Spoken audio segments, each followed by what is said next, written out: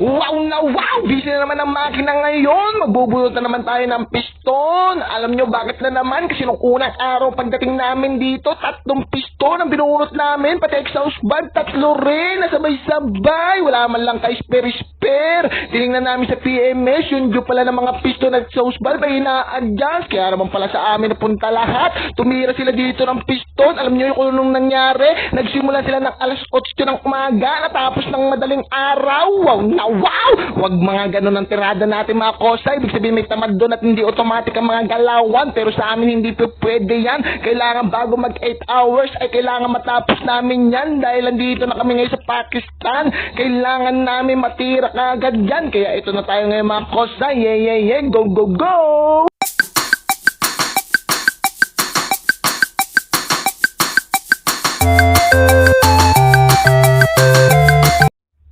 Yun o mga kosa, nabunutan natin ng cylinder head kasama ang exhaust valve. Wow na wow! Automatic kasi ang galawan ng bawat isa kaya mabilis namin nagagawa to. Meron lang tamad dyan, hayaan na lang natin. Wala siya sa video na yan. Ayaw na ayaw ko lang makita yung mga taong ganun. Yung tamad yung hindi gumagalaw, hindi automatic ang mga tirada. Yung naghihintay lang ng utos. Kita nyo naman ang mga kasamaan ko. Aba! Lahat ay may pwesto. Habang naglilinis ako ng piston at nagtatanggal doon ng mga piston ring, nandyan sila. Tinitira nila yung jacket cooling at nililinisan. Ayan o, kinakabit na namin ang jacket cooling. Sinamahan ko mga barkada Kidston. Siyempre nga naman, may hirap-hirap yun at mabigat. Eto na't natapos na natin. Lahat ay nalinis na. Ibabalik na natin ang lahat ng parts na yan para siguro na matapos na tayo ngayong araw na ito mga kosa. Yeah. Go, go, go!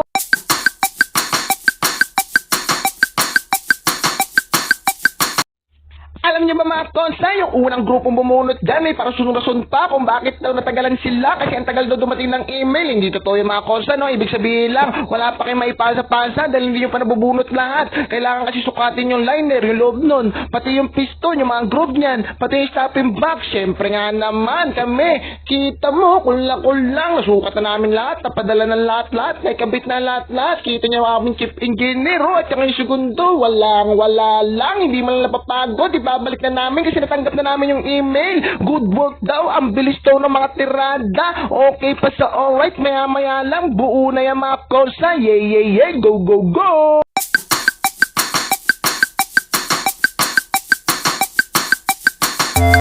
Ayan tignan nyo no, sobrang bilis mga kosa. Nilagay na natin ang cylinder head at ginadyakan na lang. At sunod dyan yung mga accessories ay kakabit na natin. Pagkatapos nun ay okay na siya. Alright, tignan nyo no, 2 na lang kami nagkakabit ng accessories no. Tapos yung iba, yung mga kosa natin dyan ay naglilinis na at pinabalik ang mga gamit. Ganyang kabilis mga kosa pag walang tamad. At magandang saman mga kosa, sininda na namin yung cooling, yung angin, at pati yung lube oil ay wala man lang kaliking. Naku po, okay na sa alright. Pang-apat na namin piston yan. Ayan na ang kamay ni Kosang Lan. Thank you.